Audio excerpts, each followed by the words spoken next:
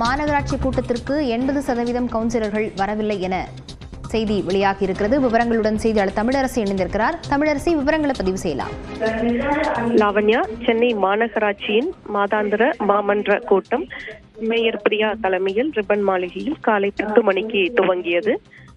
கூட்டம் தொடங்கியதும் விமான விபத்தில் உயிரிழந்தவர்களுக்கு 2 நிமிட மௌன அஞ்சலியானது செலுத்தப்பட்டது. இன்று நடைபெறக்கூடிய கூட்டத்தில் 110 தீர்மானங்கள் நிறைவேற்றப்பட உள்ளன. குறிப்பாக சென்னை பட்டினம்பாக்கத்தில் உள்ள டிமாண்டி சாலைக்கு மெல்லிசை மன்னர் இசையமைப்பாளர் MS விஸ்வநாதன் பெயரை சூட்ட தீர்மானமானது கொண்டு வரப்பட்டு மன்ற கூட்டத்தின் இறுதியில் நிறைவேற்றப்பட இருக்கிறது. அதே போல கீழ்ப்பாக்கத்தில் அமைந்திருக்கக்கூடிய வால்டர் சாலைக்கு தந்தை பேராயர் எஸ்ரா சர்க்குணம் சாலை என பெயர் மாற்றம் செய்வதற்கும் அனுமதி கோரி தீர்மானமானது கொண்டு வரப்பட்டிருக்கிறது.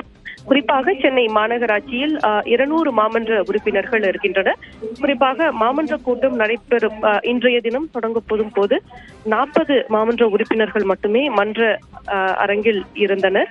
இதேபோல் ஒவ்வொரு முறையும் ஒவ்வொரு மாதமும் மாநகராட்சி கூட்டம் தொடங்கும் போது குறைவான மாமன்ற உறுப்பினர்களே இருக்கக்கூடிய நிலையில் தொடர்ந்து சென்னை மாநகராட்சி மேயர் பிரியா மற்றும் துணை மேயர் மகேஷ்குமார் உள்ளிட்டோர் தொடர்ந்து மாமன்ற உறுப்பினர்களுக்கு கூட்டம் துவங்கும் போது அனைவரும் உள்ளே இருக்க வேண்டும், மன்ற அரங்கில் இருக்க வேண்டும் என ஒவ்வொரு முறையும் அறிவுறுத்தி வரக்கூடிய நிலையில் தொடர்ந்து குறைவான உறுப்பினர்களே மன்ற கூட்டத்தில் பங்கேற்று வருகின்றனர். அதே போல இன்று மாநகராட்சி கூட்டம் தொடங்கும் போது குறைவான எண்ணிக்கையிலான உறுப்பினர்களை மன்ற அரங்கில் இருந்தனர். லாவண்யா, விவரங்களுக்கு நன்றி தமிழரசி.